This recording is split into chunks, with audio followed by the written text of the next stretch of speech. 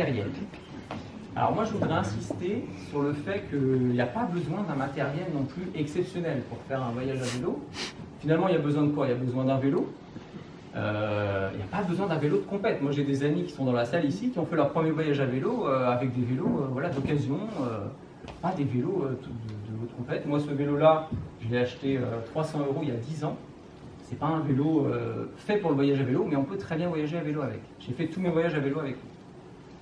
Ce qui est marrant, c'est qu'avant de partir, je suis allé voir un petit peu les magasins de vélo pour voilà, voir s'il n'y avait pas moyen de faire un petit sponsoring avec certains magasins. Tous se moquaient de moi avec mon vélo, ils disent « Mais tu vas vraiment aller avec ça en Scandinavie ça va pas tenir ». Bah écoute, ça a tenu.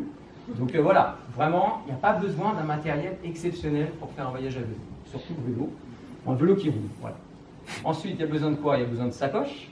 Des sacoches, bah, étanches c'est mieux, parce que surtout quand on va dans des pays où il peut pleuvoir. Donc des sacoches, moi j'en avais 3 à l'arrière, et j'en avais 2 devant, gentiment prêtées par Lucie et Maxime, qui sont là-bas.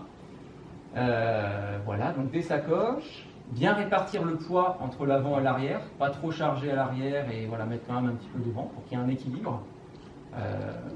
C'est important. Après, pour se déplacer, bah, des cartes aussi. Alors certains font avec GPS, d'autres avec des cartes. Moi c'est vrai que j'aime bien les cartes, du côté géographe un petit peu.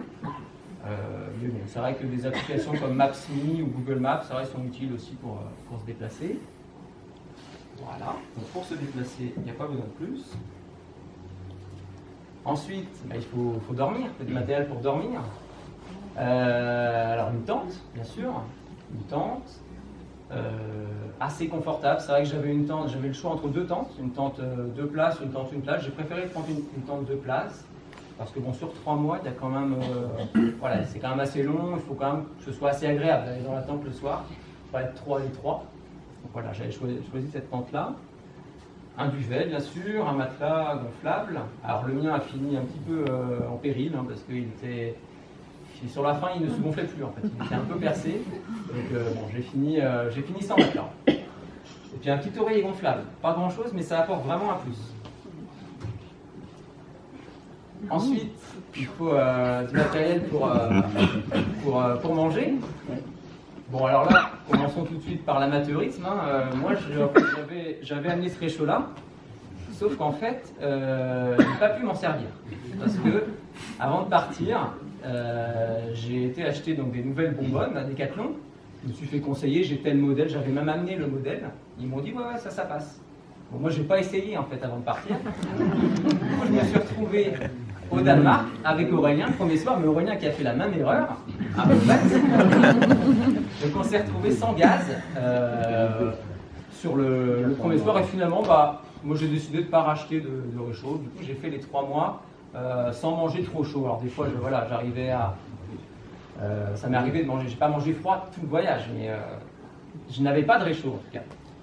Donc voilà, après qu'est-ce qu'on mange? Bah, voilà, on se fait le petit-déj bien consistant. Muesli, banane, là c'était avec des myrtilles aussi. Et puis voilà, donc qu'est-ce qu'il faut sinon?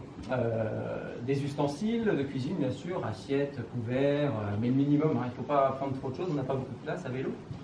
Il faut des réserves d'eau et de nourriture, surtout quand on traverse des espaces très sauvages où il n'y a pas forcément moyen de se ravitailler.